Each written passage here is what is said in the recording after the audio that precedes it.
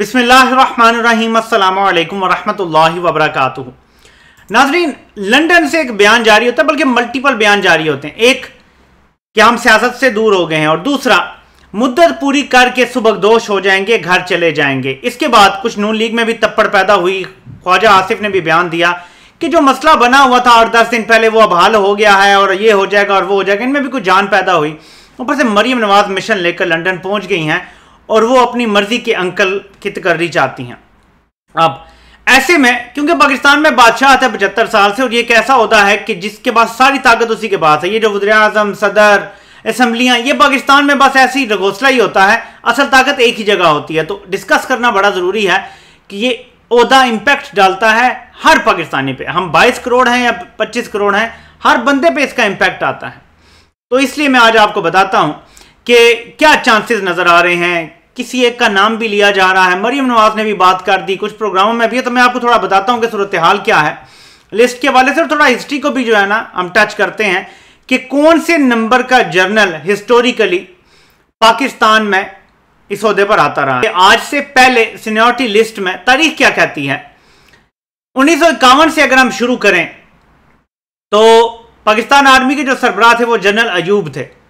General Ayub seniority फहरिस्त में तीसरे नंबर पर थे। ये याद रखें, जो पहला पाकिस्तानी, उससे पहले जो थे वो गैर मुल्की जर्नैल ही थे, यानी ब्रिटिश ही थे आर्मी के लोग जो यहाँ पे थे। 1951 के बाद ये तब्दीली आई और जनरल अयूब जो थे वो सीनियरिटी लिस्ट में तीसरे नंबर पर थे। उसके बाद जनरल मोहम्मद मूसा जो 1958 में सरबराह बने, वो सीनियरिटी फहरिस्त में चौथे नंबर पर थे, यानी चौथे नंबर पर आते थे। उनसे ज्यादा 3 और सीनियर जनरल थे, लेकिन उन्हें नहीं बनाया गया आगे। 1966 में जनरल याह्या आर्मी चीफ बने, जो सीनियरिटी लिस्ट में तीसरे नंबर पर थे। तब भी सीनियर मोस्ट को नहीं बनाया गया, या दूसरे को भी नहीं बनाया गया। आगे चलते हैं। मशरकी पाकिस्तान इलादगी के बाद 1971 में यानी 20 दिसंबर को जनरल गुल हसन आर्मी चीफ बने, जो सीनियरिटी में दूसरे नंबर पर थे, और उन्होंने जनरल टिक्का खान को सुपरसीड किया था। लेकिन 3 माह बाद ही 1972 में जनरल टिक्का खान पाकिस्तानी फौज के सरबराह तैनात हुए, जो सीनियरिटी में टॉप पर थे, पहले नंबर पर थे, सीनियर मोस्ट जनरल थे। उनको फिर आर्मी चीफ बना दिया गया। 1976 में जनरल जिया-उल हक को वज़ीर आज़म जुल्फ़िकार अली भुट्टो ने आर्मी चीफ तैनात किया, और जनरल जिया सीनियरिटी फहरिस्त में 8वें नंबर पर थे। यह बड़ा अहम है क्योंकि प्रेसिडेंट्स मिलता है तो ये आगे चल के जो मैं आपके बात करूंगा आपको समझ आ जाएगा। जनरल मिर्जा असलम बेग ये आर्मी चीफ बने 1988 में, और वह सीनियरिटी लिस्ट में पहले नंबर पर थे। 91 में जनरल आसिफ नवाज को आर्मी चीफ तैनात किया गया, जो सीनियरिटी फहरिस्त में दूसरे नंबर पर थे।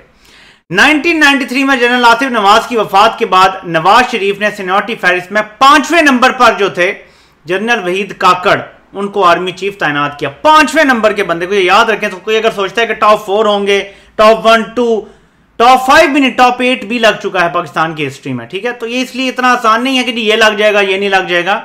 ये आपके सामने सारा मैं इसलिए रख रहा हूं, याद दहानी के लिए, पता तो आप में से सबको ही होगा। फिर इसके बाद जनरल जहांगीर करामत आर्मी चीफ तैनात हुए, जो सीनियरिटी फहरिस्त में पहले नंबर पर थे, यानी सीनियर मोस्ट। 1998 में जहांगीर करामत के इस्तीफे के बाद जनरल परवेज मुशर्रफ को आर्मी चीफ तैनात किया गया, जो सीनियरिटी फहरिस्त में तीसरे नंबर पर थे। ही wasn't the senior most again. General Musharraf के बाद जनरल अशफाक परवेज कियानी ने 2007 में जब कमान संभाली तो वह सीनियरिटी फहरिस्त में वो फर्स्ट थे, टॉप मोस्ट थे, सीनियर मोस्ट थे। जनरल आरिफ शरीफ सीनियरिटी में तीसरे नंबर पर, जबकि आर्मी चीफ जो मौजूदा है जनरल कमर जावेद बाजवा साहब, ये चौथे नंबर पर थे, यानी सीनियर मोस्ट में चौथे नंबर पर आते थे। टॉप 3 को आर्मी चीफ नहीं बनाया गया था। अब यह बताना बड़ा जरूरी है कि तरीकाकार क्या होता है। इसमें यह कि सीनियरिटी फहरिस्त में से पहले 3 या पहले 5 नाम, इनकी अहलियत की जांच करने के बाद आर्मी चीफ वजारत दिफा के जरिए वज़ीर आज़म को नाम भिजवाते हैं। हर नाम के साथ इनकी अहलियत लिखी होती है, रिपोर्ट साथ होती है। इसके बाद वज़ीर आज़म इन 3 या 5 नामों में से एक का नाम चेयरमैन जॉइंट चीफ और एक का नाम आर्मी चीफ के लिए मुंतखब कर लेते हैं। अगर सुबकदोश होने वाले आर्मी चीफ किसी की सिफारिश करना चाहें तो वो साथ इजाफी नोट भी दे सकते हैं, लेकिन ये लाजमी नहीं है, लेकिन उन्हें वो कर सकते हैं, किया जा सकता है। लेकिन अमूमी इख्तियार जो है और जो हतमी इख्तियार है वो ज़रा वज़ीर आज़म का ही है। नवंबर के पहले हफ्ते में अमूमी तौर पे नाम आ जाते हैं, और अभी भी यही कहा जा रहा है कि नवंबर के पहले हफ्ते में नाम भेज दिए जाएंगे। अगर रिटायर होना है, सुबकदोश होना है, तो नाम भेज दिए जाएंगे और 25, 26 या 27 नवंबर तक ये जारी कर दिया जाएगा। जो भी नाम होगा फाइनल हो जाएगा। ऐसे ही हुआ था पिछले भी, अगर 2-3 आप तकर्रियां देखें अशफाक परवेज कियानी के बाद की, अशफाक परवेज कियानी को वाइस चीफ आई थिंक बना दिया गया था 2-1 महीने पहले, तो वो पहले से पता था कि यही बनेंगे। अब सीनियरिटी फेरिस्ट में नाम जरा नोट कर लें। इसमें यह है जी कि आपने 12 महीने तक कम से कम किसी कोर की कमान की, यानी आप कोर कमांडर रहे हो, ये लाजमी रूल्स का हिस्सा बना दिया है मौजूदा आर्मी चीफ ने।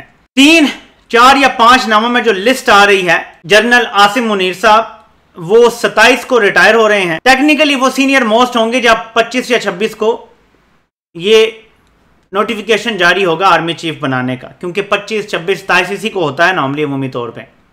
तो वो उस टाइम क्योंकि हाजिर सर्विस होंगे तो नोटिफिकेशन आ सकता है उनके लिए भी और उनको किया जा सकता है। तो सीनियर मोस्ट वो होंगे। फिर उसके बाद बाकी नाम आते हैं जिसमें अजहर अब्बास साहब भी हैं, साहिर शमशाद मिर्जा साहब भी हैं, नुमान महमूद भी हैं, जनरल फैज़ हमीद उसमें 5वें नंबर पर आते हैं, फिर जनरल आमिर भी आते हैं, जनरल चिराग हैदर आते हैं, फिर जनरल नदीम अंजुम आते हैं। तो ये मैंने आपको 6, 7, 8 लोग इसी तरतीब से तकरीबन बता दिए हैं। इसमें से कोई भी हो सकता है। मजे की बात यह है क्योंकि जनरल ज़िया-उल हक 8वें नंबर पे थे,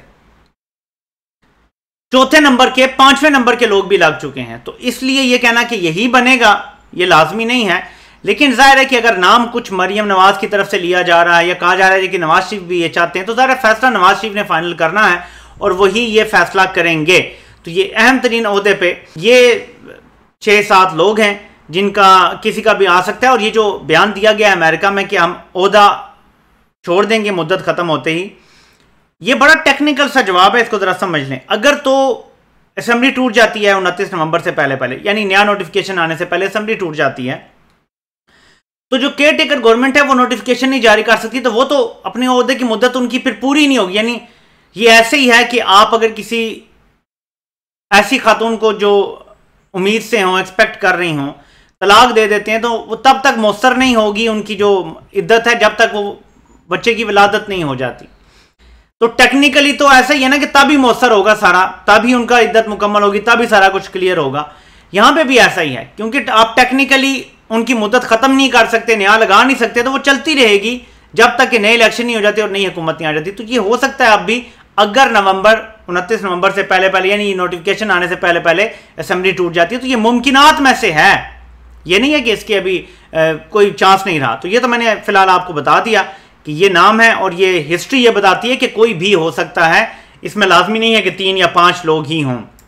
इसके बाद जो दूसरी चीज़ है, इमरान खान ने जो प्लान बनाया हुआ है उससे घबरा के, डर के पूरा इस्लामाबाद बंद किया जा रहा है। यहां तक कि जमीन में गड़े खोद के टैंकर वहां फिक्स किए जा रहे हैं ताकि अवाम का समंदर जो खड़े किए होंगे इन्होंने टैंकर, वो हटा ना सकें। इनको पता नहीं है इनके साथ होने क्या वाला है, ये सोच नहीं सकते इनके साथ होगा क्या।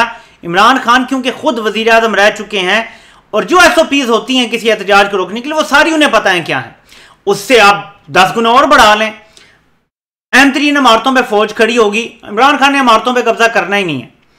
रेंजर्स को बुलाया जाएगा, सामने रखा जाएगा और बाकी जो भी फोर्सेज हैं 30,000 और मंगवा लिए जाएंगे। इस्लामाबाद पुलिस होगी, ये सारे इस्लामाबाद में जमा रह जाएंगे।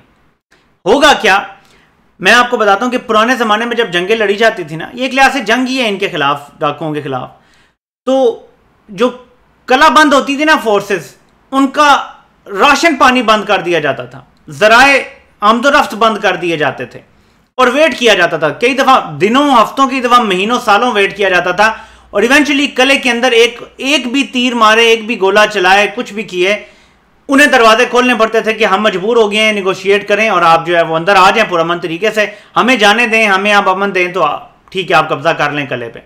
इस तरह होता था, हथियार डाल दिए जाते थे। इनके साथ कुछ इस तरह का होगा। मैं साथ एक एडिशनल मशवरा देना चाहता हूं।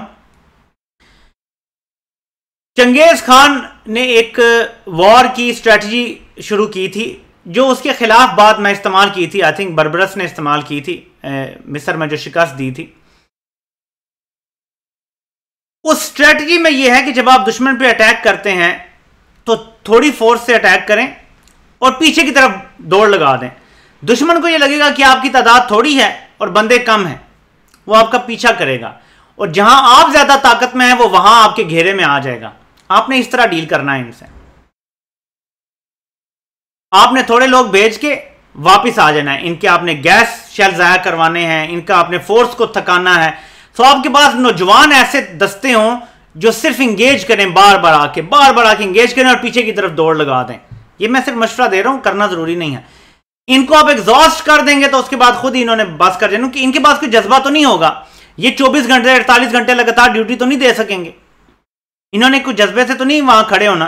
पुलिस का काम तो होता है जो ऑर्डर दिया वो कर देना, उन्होंने कोई इनकलाब तो नहीं लाना, कोई इन्होंने आज़ादी की जंग भी नहीं लड़नी, वो तो बस खड़े हैं जो ऑर्डर आ गया ऊपर से सरकारी तौर पे। तो आपके पास जज्बा होगा, आपके पास वो नौजवान होंगे जो कुछ भी करने के लिए तैयार हैं। आप ऐसे तरीके से उनके रिसोर्सेज को एग्जॉस्ट करें और उसके बाद आपको कोई रोकने वाला वहां बचेगा ही नहीं। खुद ही देख लेना आप, ये खुद आएंगे टेबल पे और कहेंगे जी बताएं आपकी डिमांड्स क्या हैं, एग्जॉस्ट करें इनको। तो बाकी जो स्ट्रेटजी है ज़ाहिर है ये तो एक मशवरा था मेरा कि इस्लामाबाद की तरफ जब फाइनली पहुंचेंगे उससे पहले बहुत कुछ हो चुका होगा। और बहुत सारे लोग ये कह रहे हैं कि शायद इसकी नौबत ही ना है, लॉन्ग मार्च की बार बार ये बातें की जा रही है। मरियम का क्या प्लान है? देखिए, नवाज शरीफ को कायल करने के लिए एक शख्सियत की बात की जा रही है कि वहां मौजूद हैं और मरियम को ये डर है कि अब्बा जी को कोई और मैनिपुलेट ना कर ले, अब्बा जी सिर्फ मेरी बात माने। तो वो वहां जाके, उनके यहां सबको पता है फोन टैप होते हैं, कोई ना ऐप महफूज है ना कोई घर महफूज है किसी का, हर जगह से रिकॉर्डिंग सुनी जा रही है, इन लोगों को पता है। तो ये वहां जाके अब्बा जी से तफसीली बात करना चाहती हैं किसी जगह पे, घर में शायद शक होगा तो किसी जगह चले जाएंगे, ऐसी अननोन जगह जहां पे सरप्राइज होगा और किसी को पता नहीं होगा, ये वहां जा सकते हैं और वहां जाके बात कर लेंगे। तो ये नवाज शरीफ जो बड़ा फैसला करने जा रहे हैं उससे बचाना चाहती है। मैं आपको 5th जनरेशन वॉर की एक निशानी बता देता हूं कि सिखाया क्या जाता है, डिसेप्शन क्या होती है। अमूमी तौर पे जब ये बादशाहत का फैसला होने वाला होता है ना, तो जो बादशाह बनने के लिए डायरेक्ट में होते हैं, कार्ड्स अपने अपने खेले जाते हैं। तो अमूमी तौर पे बहुत फ्रेंडली हो जाते हैं ये जो वली अहद होते हैं ना, बहुत फ्रेंडली हो जाते हैं हुकूमत वक्त के साथ। तो हुकूमत वक्त को लगता है यार अपना बंदा हमने लगा लिया है, लेकिन ये सबसे बड़ी डिसेप्शन होती है और नवाज शरीफ ये धोखा बार बार खा चुके हैं। अब भी नवाज शरीफ ने जो नाम सोचा हुआ है और तजवीज़ किया हुआ है, मैं आपको बता रहा हूं कि नवाज शरीफ के साथ वो होगा कि नवाज शरीफ सोच भी नहीं सकते। बस इतना इशारा काफ़ी है, नाम लेना ज़रूरी नहीं है। देखते हैं कि नवाज शरीफ इस बार फिर अपने पाँव पे खुद कुल्हाड़ी मारते हैं और फिर गिला करेंगे किसी खलाई मखलूक का, या इस बार मरियम नवाज को उनसे मुख्तलिफ फैसला करवाएंगी, जिसके बाद आई डोंट नो कि क्या होगा। लेकिन फिर वही बात आ जाती है, देखें जिस मर्जी को लगा लें, जब आप उस सीट पे पहुंच जाते हैं ना तो फैसले चंद शख्सियात के ताबे नहीं रहते, बल्कि हराइजन आपका बहुत बड़ा हो जाता है, इंटरनेशनल लेवल पे पहुंच जाता है। फिर फैसले उस तनाजुर में होते हैं। जब तक आप इंटरनेशनल एस्टैब्लिशमेंट के लाडले होंगे आपसे लाड किया जाएगा। ये शरीफ खानदान के लिए मैं कह रहा हूँ, जैसे इंटरनेशनल एस्टैब्लिशमेंट के लिए आप यूजलेस हो जाएंगे, आपसे लाड प्यार खत्म हो जाएगा। कहानी सारी ये है। आपसे इंशाल्लाह फिर मुलाकात होती है। अल्लाह पाक आप सबका हामी नासिर हो। आप सबको सुनने का बहुत बहुत शुक्रिया।